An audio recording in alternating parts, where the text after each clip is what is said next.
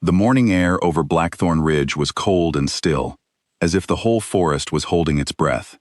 A crowd had gathered before the stone platform at the center of the pack grounds, their faces tight with a mixture of fear and grim satisfaction. At the center of it all knelt a young woman with dirt on her hands and dried blood on her sleeve.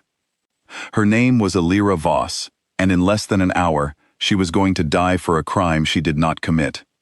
She kept her chin lifted, though her knees ached against the cold stone. Around her, whispers rippled through the crowd like wind through dry leaves. Spy, poisoner, traitor. She had heard these words so many times in the last 3 days that they no longer stung. What stung was the truth sitting silently in her chest, unheard and unspoken. She had never harmed anyone in her life. She was a healer. Healing was the only thing she knew how to do. At the top of the platform stood Alpha King Cale Ashgrove, broad-shouldered and unreadable, his dark eyes scanning the crowd rather than the prisoner before him. He had ruled Blackthorn Ridge for 6 years, since the death of his father, and in that time, he had learned to make hard choices quickly, without hesitation, without mercy. 3 of his soldiers had fallen ill after a border patrol near enemy territory. The evidence, gathered hastily, pointed to the woman found wandering near the river that same night. It was enough for the council. It was enough, apparently, for him. He raised his hand. The executioner lifted the blade. Alira closed her eyes. She thought of her mother's garden, of the smell of crushed mint leaves, of the herbs she used to grind for sick children in her village. She thought that this was a strange way for a healer's life to end. Then everything changed. A sound tore through Cale's chest that had nothing to do with his voice.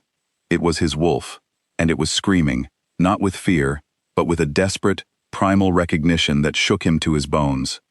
Mate! The word slammed into his mind so hard he staggered back a step. His wolf clawed at his consciousness, howling the same word over and over, as if trying to break through solid rock. Mate, mate, mate. Stop! Cale's voice cracked through the square like thunder. The blade froze inches from Alira's neck. The executioner blinked, unsure if he had heard correctly. The crowd fell into stunned silence. Cale strode down from the platform, his heart pounding in a way it hadn't in years. He stopped in front of Alira, who stared up at him with wide, confused eyes, her breath still shaking from the closeness of death. He searched her face, and the moment their eyes met, the pull in his chest sharpened into something undeniable. It was not his imagination. It was not exhaustion. His wolf recognized her, completely and without doubt, as the other half of their soul. Take her to the dungeon, Cale said, his voice lower now, but firm.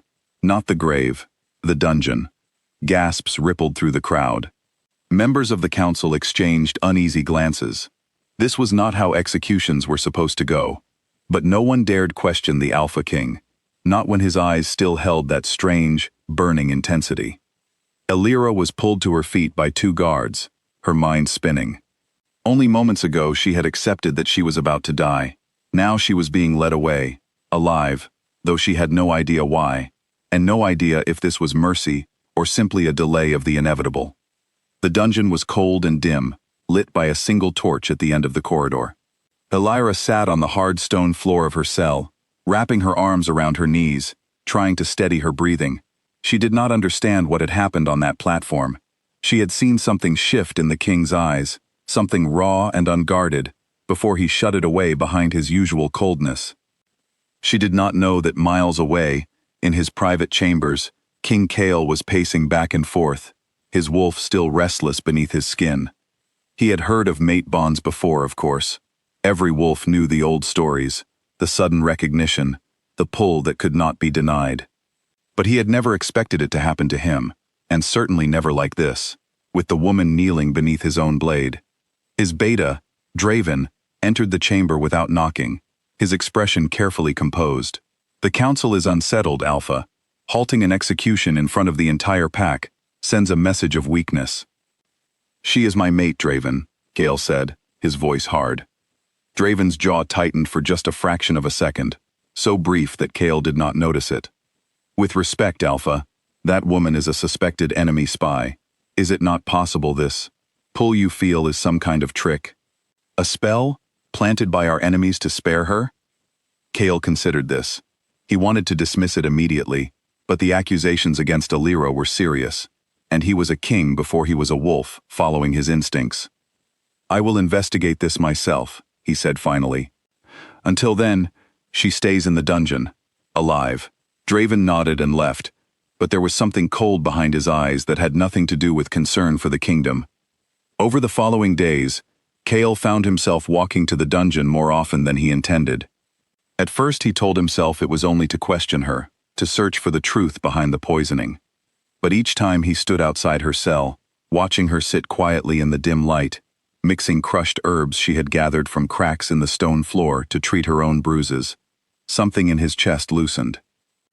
You keep coming back, Alira said one evening, not looking up from the small pile of herbs in her lap. Have you decided I am guilty after all? I have decided nothing, Kale said, leaning against the bars. Tell me again what happened that night by the river. She sighed, but there was no anger in it, only tiredness. I was gathering yarrow for wound treatment. My pack was low on supplies after the border skirmish. I never went near your soldiers. I did not even know they were there until your guards found me and dragged me away. Kale studied her face as she spoke. There was no flicker of deceit in her eyes, no nervous shifting that liars often betrayed. His wolf, still humming quietly beneath his skin, seemed calmer whenever he was near her, as if some old ache was finally being soothed. Why do you keep looking at me like that? She asked softly. Because my wolf believes you are telling the truth, he admitted, and because he believes you belong to me. Alira's breath caught. She had heard of mate bonds in her own pack's stories, tales told by elders around fires on cold nights. She had never imagined she would experience one herself, least of all with the king who had nearly ended her life. That does not erase what almost happened on that platform, she said quietly. Kale lowered his head. No, it does not. And I will spend as long as it takes making that right. Days passed. Kale quietly gathered evidence, questioning soldiers who had fallen ill, examining the herbs found near the river, comparing them to what Alira described using in her healing work. Nothing matched the poison that had sickened his men. Whatever had been used against his soldiers was something darker, something crafted with intent, not the gentle herbs a healer would carry. Then, late one night, an assassin slipped into the dungeon. Alira woke to the soft scrape of a blade against stone and rolled instinctively away as a figure lunged toward her in the darkness. She cried out, grabbing the only thing within reach, a clay water jug, and swung it hard against her attacker's head. The assassin stumbled back, but not before his blade grazed her arm, drawing a thin line of blood. Guards rushed in at the sound of the struggle, capturing the assassin before he could flee. Word reached Kale within minutes, and he arrived at the dungeon faster than he had ever moved in his life, his wolf roaring with fury and fear beneath his skin at the thought of losing her.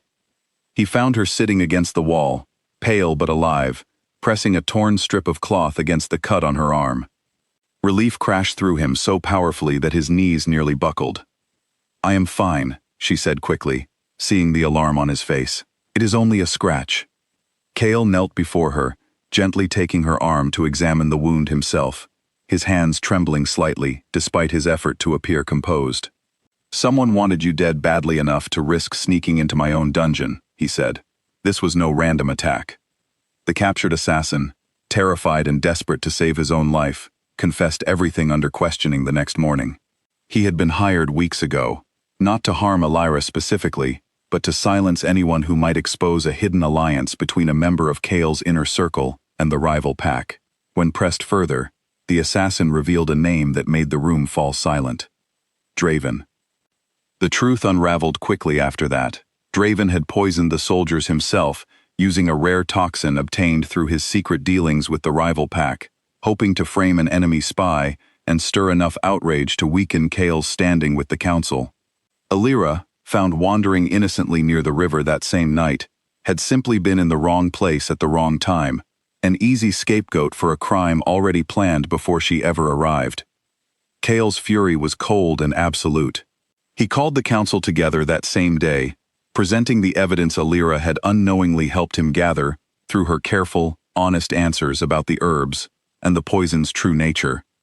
Draven, seeing no way to escape the truth closing in around him, attempted to flee the grounds, but was captured before he reached the border. Standing before the entire pack once more, this time with Draven kneeling where Alira had knelt days before, Chaol addressed his people. I nearly executed an innocent woman because I trusted the word of a man who sought to destroy everything my father built. That mistake will not happen again. Justice today is not about fear. It is about truth.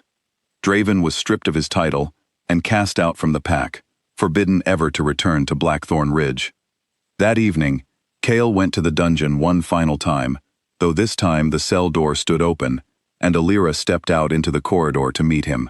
The torchlight flickered gently across her face, softer now than it had been on the day of her execution, though the memory of that morning still lingered heavily between them. I owe you more than an apology, Ael said quietly. I owe you my trust, which I should have given from the beginning. You gave it eventually, Alira said. That matters more than you think. He reached out slowly, giving her every chance to step away if she wished. When she did not, he gently took her hand in his, and for the first time since the mate bond had roared to life within him, he allowed himself to simply feel it, without guilt, without hesitation. I cannot undo what I nearly did, he said, but I can spend the rest of my life making sure you never doubt your place here again.